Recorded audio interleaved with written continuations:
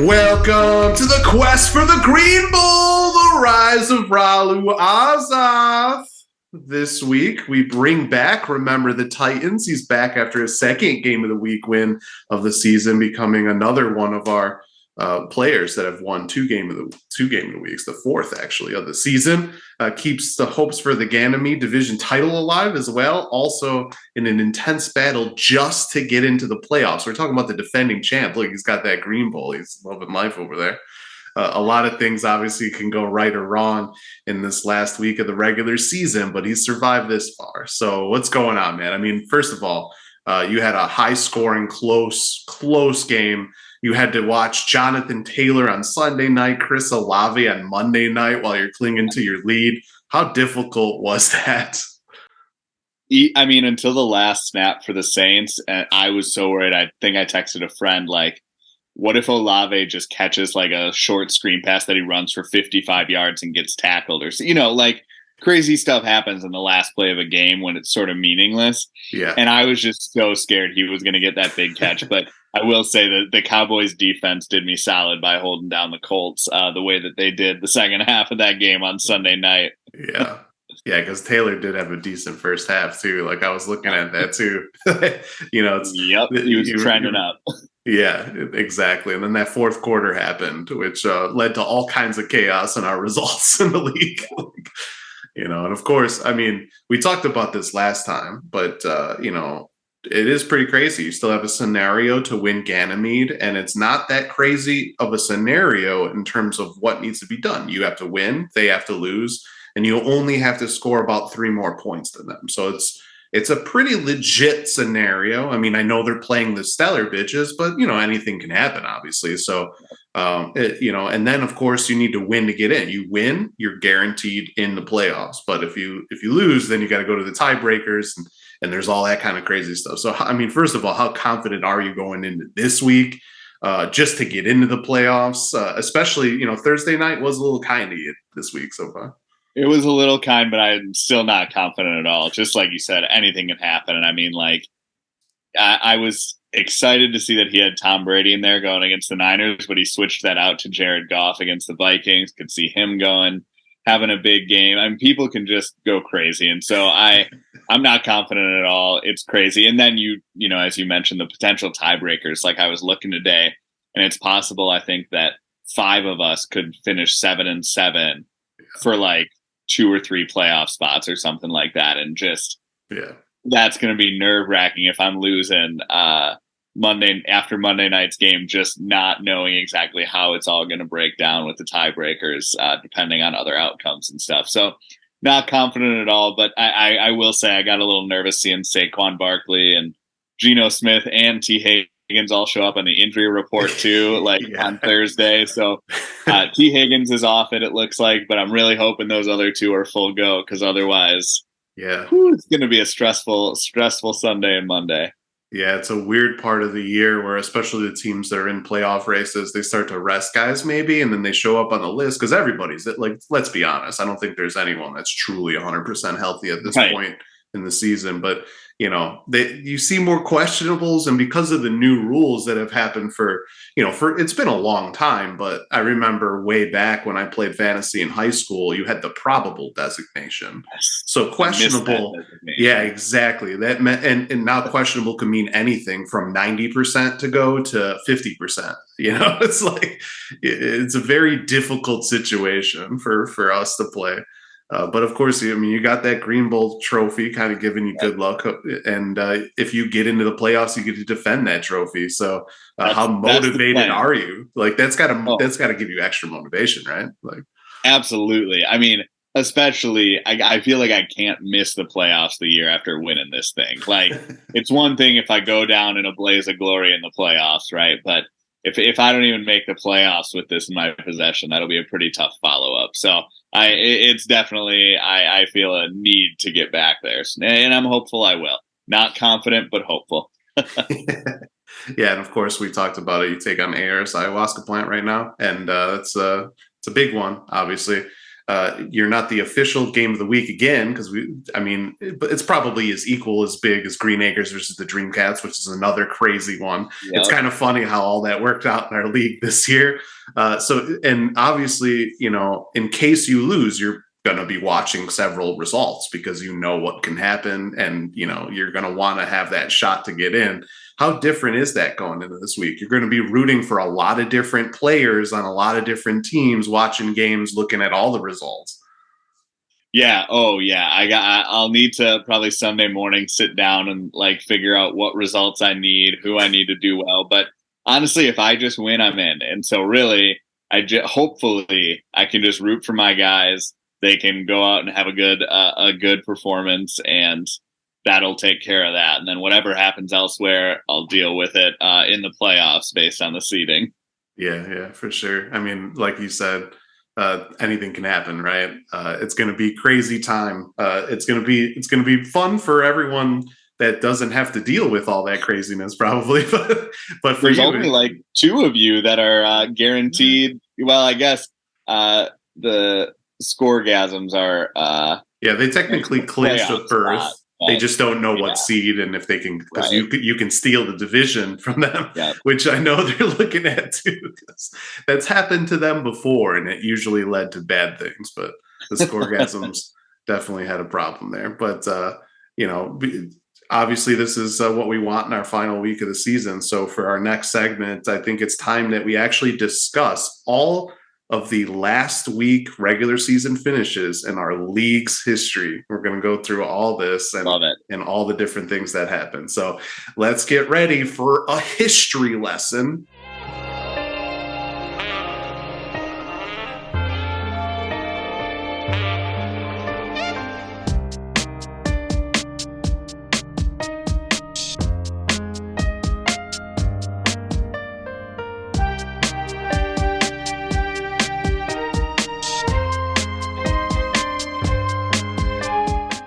Okay, so for this segment, we will be using quotes from what I would call an underrated horror sci-fi movie called Event Horizon. I'm not sure if you've seen it, but it's a great one if you haven't. Okay, I'll add it to the list. Oh yeah, you should. It's Sam Neill is in it. Lawrence Fishburne. It's pretty classic. Awesome. Yeah, it's a good one. So I will be going over all 7 years of our last weeks of the season, and then you will rate them using one of these 3 quotes from the movie. So if you think that it was kind of a boring, not as exciting of a last week, you will say one of the famous lines from this movie, liberate tutum ex inferiis, which means it actually is translated to save me from hell. The Captain Kilpack says this. So it's liberate tutum ex inferiis. And then if you think that it was a decent week, maybe not bad, not good, but there were some exciting things happening, you can say, if you can see the things that I've seen, you wouldn't try to stop me. And that's from Justin after he was sucked into an anomaly on the ship that had him see some things that, were a little scary. And if you think it was the craziest of endings, this is the all-time famous quote from this movie. You will say, "Where we're going, we don't need eyes to see," and that's William Ware, which is played by Sam Neill. So that's a good one. When you see that movie, you'll know what I'm talking about. It's pretty classic. So and I could help you if you don't remember these later. But are you ready? Are you ready to go through these? Let's do it. All right. So we're going to start in 2015. This is the inaugural year, of course, that this league was started. In week 13, then, of course, because there was only 13 weeks in the fantasy season. Some of the things that happened: the Siamese Dreamcats defeated former league member STDs All Around. Yes, I know it's a funny name. In a match where the winner would claim the division title and a number 3 seed, but the losing squad would miss the playoffs. So it's a pretty important division matchup. One of those ones where it happened on the last time, too, where they played each other.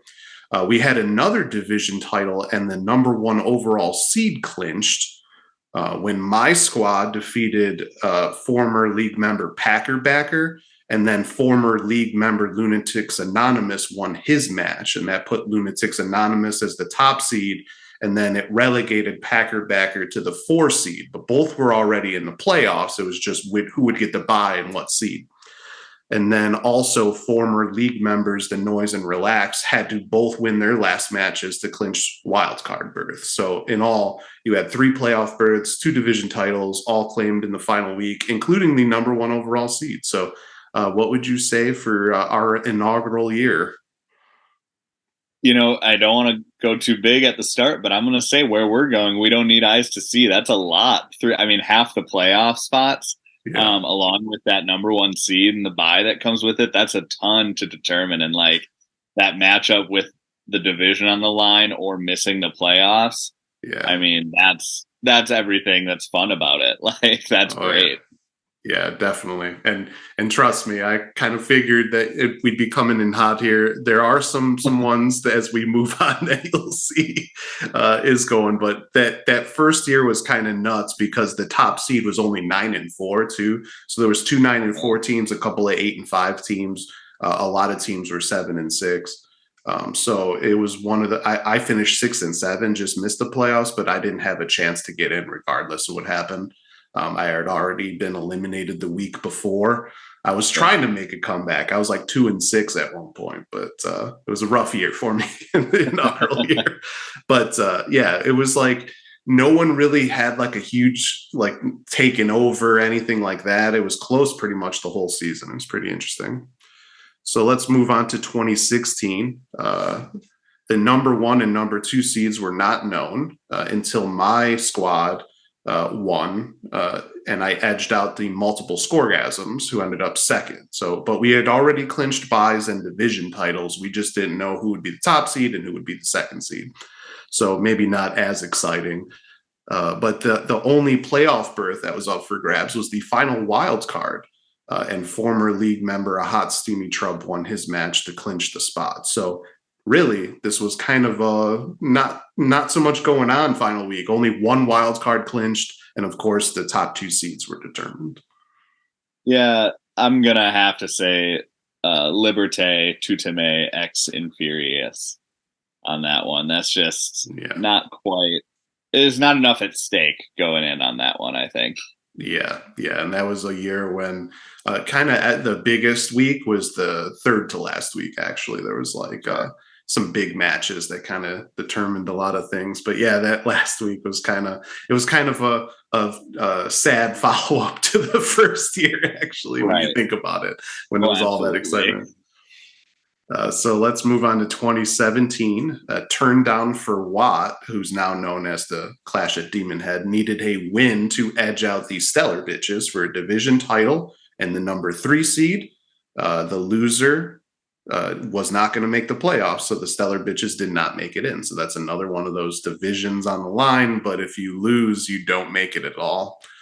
My squad defeated former league member Mick Giblets to clinch a playoff spot in the 5th seed. If I lost, I wouldn't have gotten in. Mick Giblets already was in as the number 4 seed. Hilariously, we played each other the next week, and I got dominated and destroyed. So got a little bit of revenge on me. But we also had Green Acres and the Mighty Mighty Mashtons, now known as Loki, Lebowski, Thor. They won their divisions and first round buys already, but Green Acres had to win in the last week to secure the top seed. So the seeds are on the line.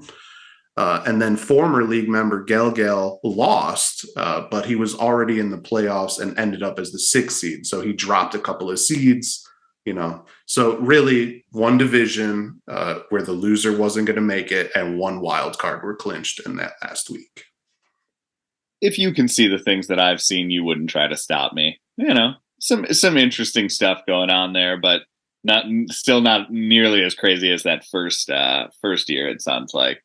Yeah, and I think as we go through this, as I was writing these out and getting all the history in my head and remembering, you'll see there's kind of a pattern how this goes, and it's kind of a fun one. But so let's move on to 2018 then.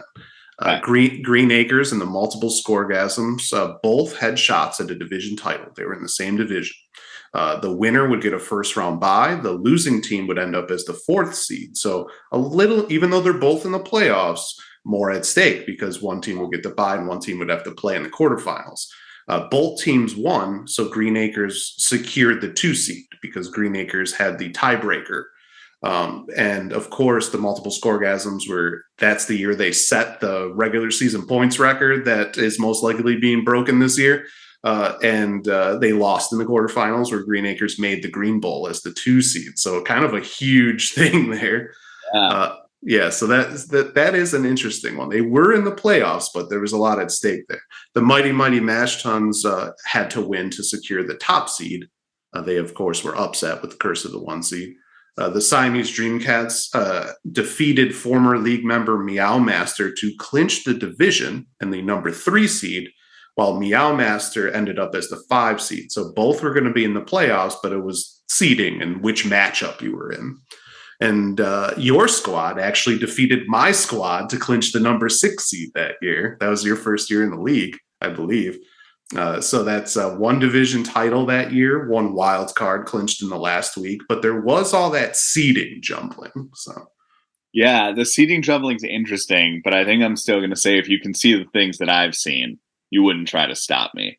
Again, like seeding is fun and interesting, and the bye almost made me go higher. But if there's not more like spots on the line, I don't. And maybe I'm stuck in the present, right? Because there's so much craziness going on in our league this week that like I'm sort of like, oh, what? Just a playoff spot and a couple teams, like whereas there's like 5 teams in this one. But it's still a pretty interesting one. Yeah, I could see that. All right, so let's move on to 2019, which we'll see how exciting this one is. Loki, Lebowski, Thor, and former league member Vonsters had a chance at a division title. Both won, so Lebowski Thor earned the 3 seed, while Vonsters was relegated to the 6 seed. So they ended up playing each other again the next week, and Lebowski Thor won. So one of those weird ones where division, but they still were going to play each other. Very interesting one. We also had Natty Ice Baby, now known as the Clash of Demon Head, who won to secure the 5th seed over Risky Business, but both were already in the playoffs. So it was just seeding again. So really, the only thing we had this year was a division title was clinched. Liberate, Tutame, X Inferius. Yeah, I mean, that's if it's just seeding, you're not getting me too excited. Yeah, not a lot of teams caring what's going on in that one, right. Especially since we all know that your matchups are going to be tough in the playoffs regardless. So especially when the seeding is only like the same matchup in the quarterfinals, it's like okay. Right, yeah, home field advantage doesn't quite do anything for fans. Yeah, except in our lore, but besides that, yeah, of course. Moving on to 2020, my squad had to win to secure the division title and a number 3 seed. Your squad also won to get into the playoffs as the number 4 seed, and we were in the same division that year. So I'm pretty sure we were both in the playoffs already. It was just who won the division and who got the 4 seed. The Stellar Bitches lost to fall to the 5 seed. They actually had a chance to be the 4 seed over you. But they lost, so you ended up being the 4 seed. Gal clinched his division with the Stellar Bitches loss, but he had to win to earn the 2 seed in the first round bye. And Uncle Justy had to defeat the Siamese Dreamcats to earn the 6 seed. The Dreamcats also won. Uncle Justy had beaten the Dreamcats earlier in the season, so it was a tiebreaker. So it was a lot on the line for that last spot. So 2 division titles were technically won, even though the teams were pretty much in the playoffs, and then 1 wild card was clinched in that final week. That's if you could see the things that I've seen, you wouldn't try to stop me. That's the bye, as well as the 6 seed. That combo is good. That combo is good for some interesting stuff. We don't have the bye at stake this year. You already secured that second one, but it's always interesting because that can make such a difference with how crazy fantasy can be on any given week. Like to just not have to worry for a game is real nice. Yeah, it definitely is. So now we're going to move to last season, 2021. There's some interesting things happening here. Risky Business defeated Green Acres to win the division, and they're the 3 seed. The loss put Green Acres at 4, so separate matches. Uncle Justy once again defeated the Dreamcats to get into the playoffs as the number 6 seed. The Dreamcats actually, that was a win and get in for both teams. So Uncle Justy defeated the Dreamcats and got in, and the Dreamcats ended up 7th and was on the outside looking in. You needed to win to get into the playoffs as well, earning the 5 seed. And obviously, you won it all with that trophy there. So that 1 division and 2 wild cards clinched that week, and you're one of the teams that clinched to end up winning the title. So, given how that one played out, maybe this is a little hindsight bias, but I gotta say, where we're going, we don't need eyes to see. I mean, to think that if I had just lost that last week's game, like this would be somewhere else. That was a big one. I'm noticing a theme that I think in all 3 of the years, the last 3 years, you mentioned my team needing to win and get in. Here I am again. I got to learn how to start better, apparently. I need to stop being in this position. yeah. Yeah, no, I hear you. It is nice for myself to just be able to watch some of these games and kind of enjoy the chaos while everybody else has to have some nerves going into the last. Yep. But and I mean, let's take it this season. We don't know what the end result's going to be, but we do know that 1 division and all 3 wild cards will be clinched with 5 teams, all with a legitimate shot to take one of those 3 postseason berths. What's your prediction to what you would call this one? With 5 teams for 3 spots, including at least 2 games where the 2 of the teams are playing each other, where we're going, we don't need eyes to see. Like, this is chaos on Sunday, and I wish I weren't involved, but I also can't wait. yeah, it's going to be fun, and I hear you. I mean, it's going to be a crazy week. I mean, we're going to have history, of course, because the elite Mother Tuckers are clearly going to break another record. To be honest, when you think about it, this season is probably going to have the craziest finish since that inaugural year. Even though we've had some competitive endings in the past, as we've kind of talked about. I mean, really. I mean, when the first year is so much going on, this is the closest, maybe better than that year when you think about it. We'll see how it all plays out, how close the matches is and everything like that. But that could be a tiebreaker, maybe. But wow, this is why this is fun, right? That's why fantasy football is so much fun. But obviously, good luck to you this week in your huge match. You're on a great run, 2 straight Green Bowl appearances, and obviously the defending champ. You could be anywhere from the number 3 to the number 6 seed if you get in. So you could end up playing any of these teams. You don't even know who you'd play if you got in at this point. It could go so many different ways. I mean, it's going to be nuts. So, I mean, I'm glad I don't have to stress out already having that 2 seed. I could just sit back, relax. The only thing I got to worry about is holding on to my cash and mentats in my rivalry match, The only thing I would add is seeding this year. I know I was saying before, seeding doesn't get me that excited, but given how the elite Mother Truckers have been, boy, don't want to play them in the semifinals. Not that I want to play you, but really don't want to play the team that's breaking this record. And so seeding actually really could matter a ton for that second round matchup too. So that's just crazy to think about. That is. So you're going for that division title. That's the goal. Yeah, I believe it would be the first time that you would actually get that as well. You've always had to battle for those wild cards, but it's the one thing missing from your resume at this point, right? Exactly. Well, thanks for dropping in and joining and talking about history and your big match in last week and this week, of course. It's gonna be a blast. I'm excited to watch it. I'm glad I'm just watching and not getting all nervous about things.